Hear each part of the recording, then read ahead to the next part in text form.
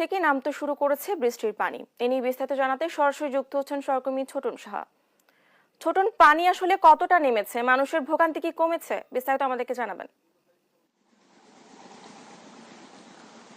ধন্যবাদ।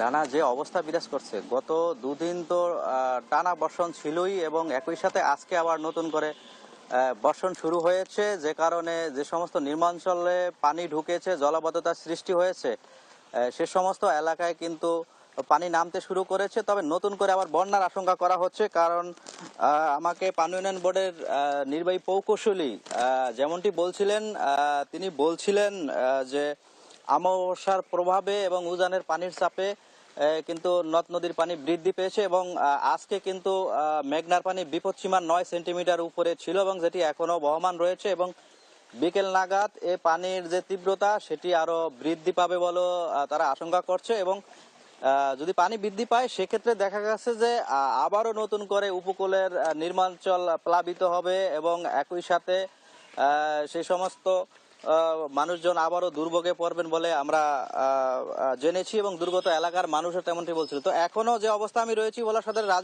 রাজাপুর ইউনিয়নের একটি স্পটে, আপনি দেখতে পাচ্ছেন এখনো কিন্তু জলাবদ্ধতার দুর্ভোগ কিন্তু এলাকাবাসী পোহাচ্ছেন। আমরা একটু একজন দুর্গত মানুষের সাথে কথা বলবো। এই যে টানা বৃষ্টির কারণে আপনাদের কি ধরনের অসুবিধা হচ্ছে? আমার অসুবিধা হয়েছে যে আমাকে ওই যে মাছগুলা ছাড়ছি, আমাকে মাছটা শুশুনি আগে গেছি গিয়া বইরা, আর আমার বাড়ি ঘর ধরে জলাবদ্ধ হয়ে রয়েছে। আমাকে আড়া চলায় খুবই অসুবিধা, খাওয়া লয়। ধন্যবাদ। যেমনটি শুনছিলেন যে মানুষের আসলে দুর্ভোগের যেন সীমা নেই, তারা এই গত 3 দিন ধরে কিন্তু পানিবন্দী অবস্থায় রয়েছে এবং দুর্ভোগ পোহাচ্ছেন। আমরা আরেকজনের সাথে কথা বলবো, একটু তার কাছে জানতে চাইবো আপনাদের কি অসুবিধা হচ্ছে এই যে পানিবন্দী থাকার কারণে? পানিবন্দী থাকার কারণে আমার প্রচুর টাকার মাছ চলে গেছে বন্যার পানিতে, বৃষ্টির পানিতে। আর আমরা হাঁটা চলা করতে খুব অসুবিধা, আমার বাড়ি ঘর সব তলায় গেছে, পানিতে ডুবে দিয়েছি, আমরা চলাফেরা করতে খুব অসুবিধা।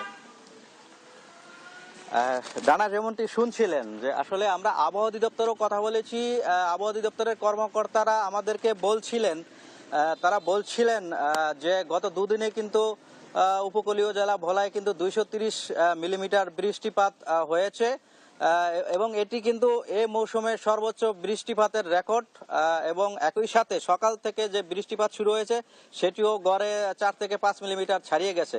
তো এই যখন অবস্থা, এই অবস্থা থেকে আসলে মানুষজন কিন্তু অনেকটাই দুর্ভোগে পড়েছেন। একদিকে যেমন টানা বর্ষণ হচ্ছে এবং অন্যদিকে যে বন্যার আশঙ্কা করা হচ্ছে এবং মেঘনার পানি যে বিপদসীমার উপর দিয়ে প্রভাবিত হওয়ার কারণে যে নিম্নাঞ্চল রয়েছে, বিশেষ করে বাঁধের বাইরের এমন কোনো এলাকা নেই, এমন কোনো গ্রাম নেই যেগুলোতে পানি না ঢুকেছে। এই এই এই একটি অবস্থা, এই অবস্থা থেকে উত্তরণের জন্য আসলে বিকল্প যে বেড়িবাঁধের বিষয়টি বারবার এলাকার মানুষ তুলে আসছিল, জনপ্রতিনিধিরা তুলে আসছিল, দুর্গত এলাকার মানুষজন তুলে আসছিল। তো এখন পর্যন্ত তাদের যে দাবি সেটি কিন্তু বাস্তবায়ন কিন্তু এখনো হয়নি। মানুষজন কিন্তু এখনো মানুষজন কিন্তু এই দুর্গত অবস্থায় রয়েছে। তো এ ছিল আমার কাছে ভোলায় যে জোয়ারের পানি এবং টানা বর্ষণে যে নিম্ন এলাকা প্লাবিত হয়েছে তা নিয়ে সর্বশেষ তথ্য। ফিরে যাচ্ছি স্টুডিওতে ডানার কাছে। ডানা। ছোটন, ধন্যবাদ আপনাকে। ভোলা থেকে বন্যা পরিস্থিতি জানাচ্ছিলেন আমাদের সহকর্মী।